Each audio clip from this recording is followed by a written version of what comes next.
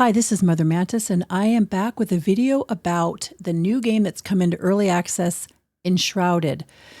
This game released in early access on January 24th, so it's just been a week out, and I've got a decent number of hours into the game, and though I'm by no means high level yet, I think I've got enough hours in to have formed some impressions and opinions, as well as a little bit of constructive criticisms on what the game is so far.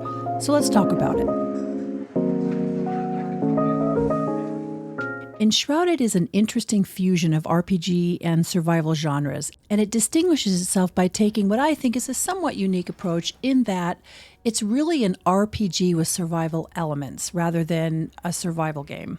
And in this video, I'm going to delve into the features of Enshrouded, from its high fantasy visuals to its storytelling methods. I'm hoping to highlight the game's strengths, identify some areas for improvement, and propose some suggestions for future updates or additions.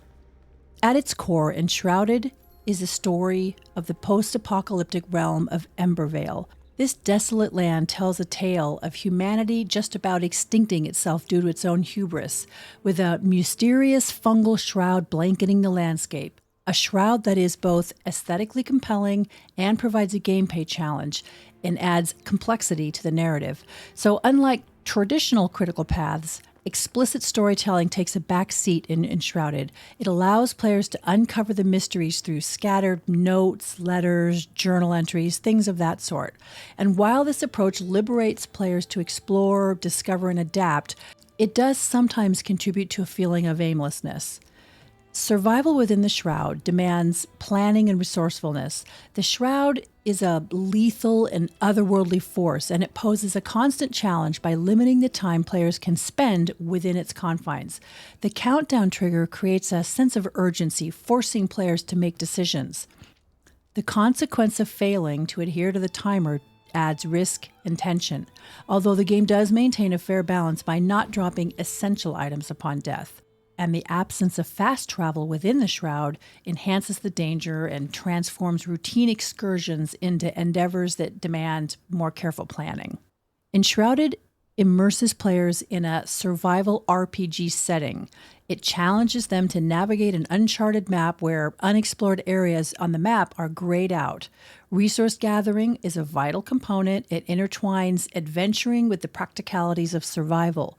Crafting shelters, tools, and weapons adds depth to the gameplay, and the building system is a standout feature, in my opinion. It allows players to create intricate structures and established bases. The integration of NPCs into this system turns the player's base into like a small village with designated roles and provides a series of quests that help advance the story and earn better gear.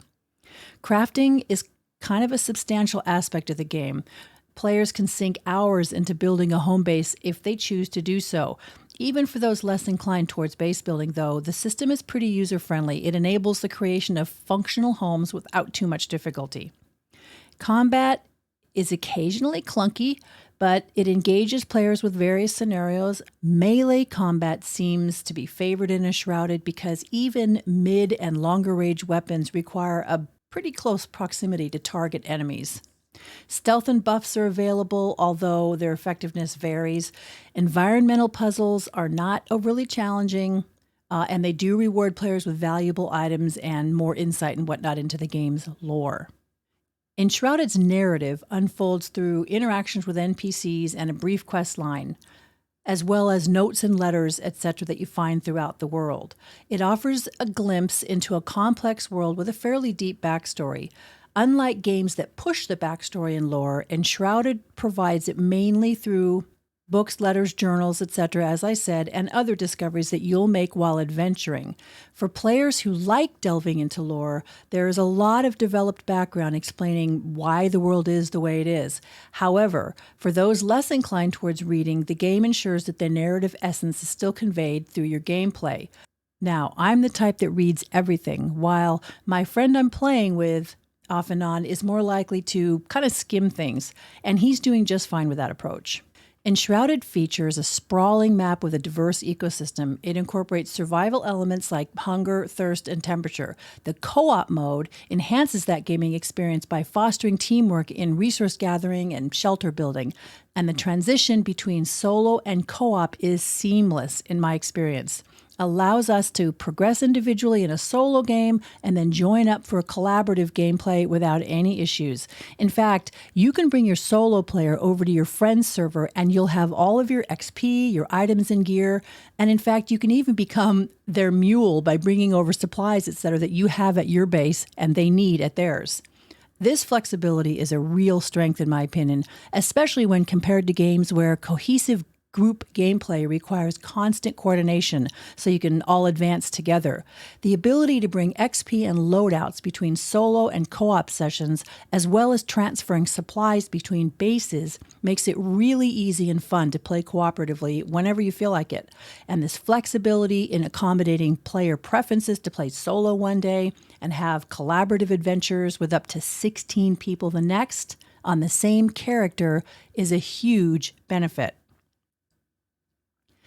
Enshrouded is just 1 week into early access as of this video, and it's already demonstrated, in my opinion, a level of polish that surpasses a lot of fully released games. So I'd like to acknowledge the ongoing development and numerous planned features and updates, and any criticism that I'm about to offer, I'd like it to be viewed in that context. And having said that, I think several aspects could benefit from refinement. For instance, the targeting reticle appears after your first shot, which seems weird and certainly negates any stealth attack you're attempting. There is no mini-map. The game instead features a rolling compass bar, which can lead to confusion in navigation because waypoints can appear at one end or another of that bar, depending on what direction you're currently facing. Quick bar adjustments are functional, but I think they could be streamlined to reduce clicks. But my biggest nit is the camping system's night cycle. It lasts several minutes, and the lack of a sleeping bag for faster time progression, like you get at your home base or when you sleep in a bed, is a real problem. I've sat my character down by a campfire and left to boil water and make tea to come back and find it's still night in the game. Whereas if I sleep in a bed at the base, the entire night cycle takes about 1 minute. Also, having to roast food one by one instead of in bulk gets pretty time-consuming and fiddly. I think there should be a way to roast 10 or 20 mushrooms in one go instead of one mushroom at a time. Enshrouded's building system emerges as a standout feature in my book. It allows players to create intricate structures and establish fairly comprehensive bases if they choose. Even in early access, you can find some pretty amazing houses players have built. The building mechanics flexibility opens possibilities for grand designs and fosters a sense of creativity for groups if they choose to work together. And it's also simple enough that you can make a very serviceable and aesthetically pleasing home without too much effort if you aren't the creative sort or just aren't into elaborate base building. The foundation and wall pieces fit together pretty seamlessly, and the system is very user-friendly. And the potential for up to 16 players co-op gameplay introduces the prospect of constructing some pretty elaborate villages and castles. Enshrouded's combat system is serviceable, but I don't think it's anything remarkable. I think there is some balancing to be done in both solo and co-op play where encounters can really vary in difficulty. The skill tree does add depth to combat. It provides us with the ability to tailor our play style. Enshrouded's overall vibe suggests that it may not be tailored for try-hard gamers seeking more intense combat challenges. Instead, I think it appeals to those looking for a more relaxed experience, punctuated with challenging moments in a really beautiful fantasy setting. Enshrouded's forgiving nature presents a little bit of a challenge in creating a gripping gameplay experience. The lack of significant consequences for mistakes, be it in combat or survival elements, it kind of diminishes the sense of threat and urgency.